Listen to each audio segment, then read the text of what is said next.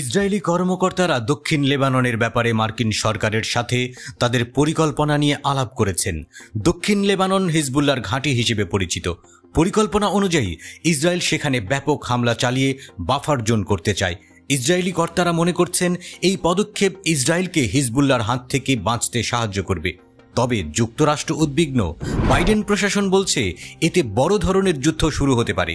জাতিসংঘও সতর্ক করে দিয়ে বলেছে ইসরায়েল লেবানন আক্রমণ করলে বিশাল বিপর্যয় হতে পারে।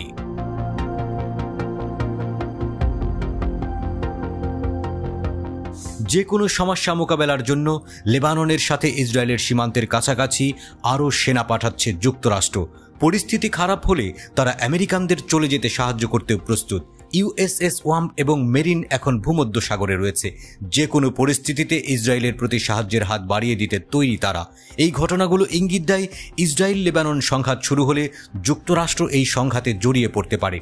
আগেই ইরান ঘোষণা দিয়ে রেখেছে লেবাননের বিরুদ্ধে ইসরায়েলি যুদ্ধে সর্বশক্তি নিয়ে ঝাঁপিয়ে পড়বে ইরান। সাথে ইরানের প্রতিরোধের অক্ষের সদস্যরাও থাকবে।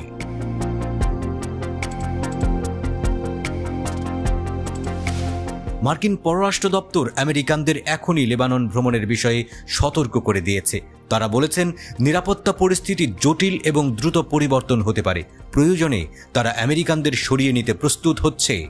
অতীতে 2006 সালে যখন হিজবুল্লাহর সাথে ইসরায়েলের ভয়াবহ যুদ্ধ হয়েছিল, তখন যুক্তরাষ্ট্রকে লেবানন থেকে 15,000 আমেরিকানকে দেশে ফিরিয়ে আনতে হয়েছিল। তবে বাইডেন প্রশাসনের কিছু কর্মকর্তা বলছেন মার্কিন প্রেসিডেন্ট লড়াই বন্ধ করার জন্য যথেষ্ট কাজ করছেন না। ইসরায়েল ও হিজবুল্লাহর মধ্যে দ্বন্দ্ব ক্রমাগত খারাপের দিকে যাচ্ছে।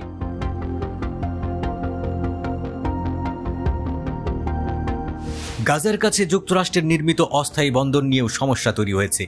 এই জেটি তৈরিতে $230 মিলিয়ন খরচ হয়েছে। এর মাধ্যমে গাজায় ফিলিস্তিনিদের সাহায্য করার জন্য খাদ্য ও সরবরাহ আনতে সাহায্য করার কথা ছিল, কিন্তু প্রতিকূল আবহাওয়ার কারণে এই অস্থায়ী ঘাঁটিটিকে কাজে লাগানো যায়নি। গাজায় যাদের সাহায্যের প্রয়োজন তাদের জন্য মার্কিন এই বন্দর পরিস্থিতিকে আরও খারাপ করে তুলেছে।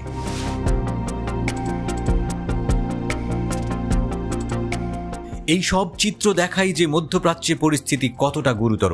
যুক্তরাষ্ট্র অর্থ ও সামরিক সহায়তা দিয়ে ইসরায়েলকে সাহায্য করছে। একই সময়ে তারা এই অঞ্চলে শান্তি স্থাপন এবং পরিস্থিতি শান্ত রাখার উপায় খুঁজে বের করার চেষ্টা করছে।